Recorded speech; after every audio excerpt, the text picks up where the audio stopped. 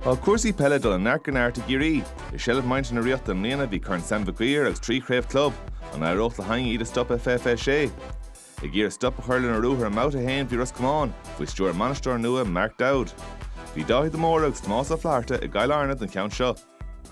Feachtas tosna agus an chiad Kickséir an son fachta Ciarraí agus gan é an bhuiil fean spéid caid fada tapig isteach I Joe Clifford an son an council builte lena jasóig agus hecha sin gan 10 second imithe sa chluthe a chiad scór ag imleor na bliana.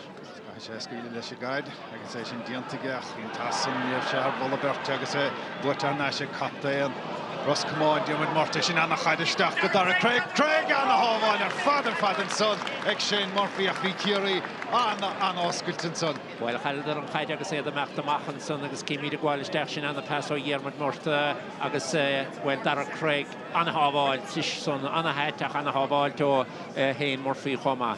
As chosadach ach anis Ros Comáin dul ar núnsaí Dylan Ruan an pasta go ige go Craig. Hashiad spás an sochá slash came all in an son chun an dalam a lóga chur an tosaí Murta inis lena chetó ceann mór graí ard agus anna faointe eile Buaicphointí breatha giscin a gin in sochamáis.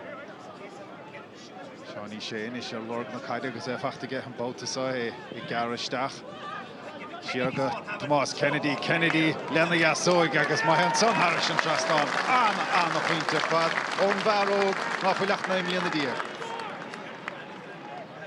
Well, mátá in éidir ábalta lehéadí anna sé David Clifford na troslóga tóca igen stíl ahantatá igen council ard agus an council well.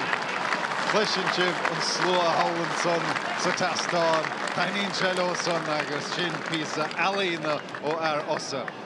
Dach sé David Clifford stíach an gúine nágus an éir I casa agus a casa agus Harris an jasnáin agus a phleagabáin. Agus iad dú sé ábhírín le ceann cúg do neomatín was seo anna ruthar anna láidir bert túrcur a bháige ag dar a híine hin spás intáid Ros Comáin agus don geobáta sábháil agus sábháil a don gearú báta ar an lín an son an réitóid tíis a dóga héide an phleaga uaithne ordathe an son agus in nean na dála seoltaisteach ag Diarmuid Murta. Ros Comáin an eisisteach sa chláise agus a bad níosá le 7 neomtí san cíimiad an bhuasan san haige dara henne a gháil isteach.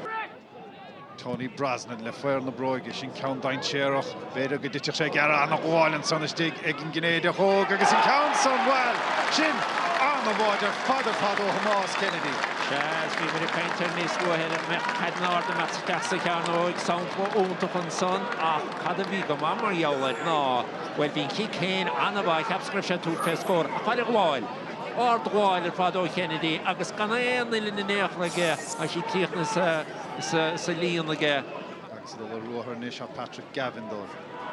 Ceann mór grí ard fada díireach an son ó Diarmuid Murta agus sin díos nó cúpla Iarach Buaicphointí son ó Diarmuid Murta anna scór ar fad. Slash céim go agus bhaid sé ruthar de hénig á sé féchan suas féchan go bhfuil an chairige céile ach san náma bheith a cabhrú leis anna hóca leis údan sa tránóna.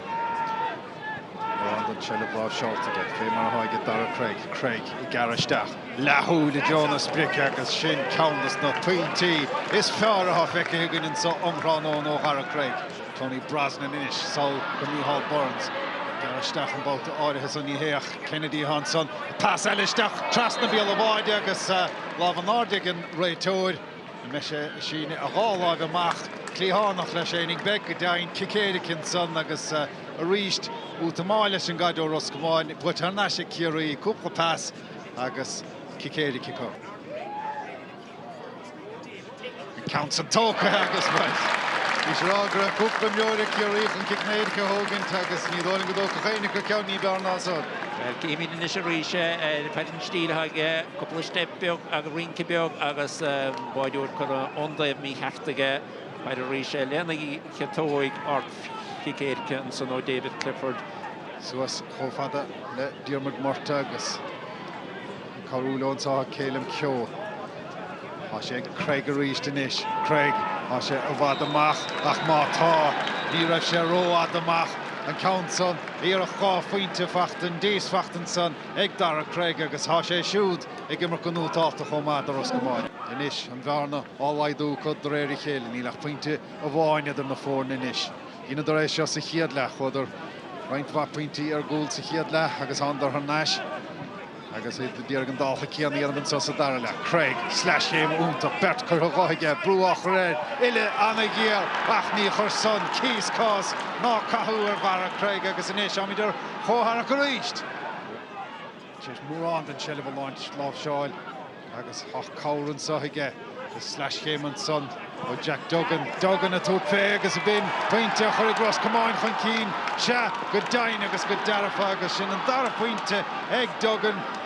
Seání sé inis fiochan suas ar lorú cára chanáisiigh sé an count san lena gháin isteach Joe Montasí. Siad amachú gine go duine saach ní prin deisina á deise Clifford mátá agus féchar sin. Ní bhíon ólach scóthaig chun tút féin. Bhfuil an dá Pointe pachtaige, chun dá Pointe pachtaige. Well is still a fara. Taíoch tebh mothraíis lena cetóig an son díadach bléidir gaid agus tút fuathe. Nílach 5 second fáca inis ag écheantas na fórna sa chun scóráil. Níl hála facin san ar san réitóir an seileh Ciarraí. Sciaran na caiide buaite ar náisiigh an sacha. Well kick Saoirse Níl hán ar hóid ag Ros Comáin an tá. Há má fáilir an glád. Há kick Saoirse ag Kerry. Agus mátha thugann den éigen fé scór agus mátha sí san leis an tút féin scór. Ceann mór grí fada ád titig seo i míal bháid an áda leis an cinéideach lena gálan Harris sin trasnán bhfuil an chluthe buaite go Tomás Kennedy tá go dain agus bhí son díadach ar an mnán chuidecha níl siad siúráta agus iad a fógart ar an réitóir an son Ros Comáin agus well ardíoch an phleige beag bán dá bhí sin ólum go hasan an Pointe son de Ciarraí. We probably had, I won't say we had the game won, but we were probably 6 or 7 clear and then got pinned in on the kick out, and in fairness Craig started shooting the lights out. But yeah, look, obviously a load to work on, but it's nice to come away with a win, definitely the first day out. Look, I suppose there was a lot of confusion as to what the decision was going to be made there. You know, it could have gone either way there in the end. So just we knew that, like, obviously if Kerry had gotten that possession, that they were going to try and get a shot off. So it was important just to try and you know, get ourselves back into a position to try and fend it as best we could. But unfortunately they got it there right at the death.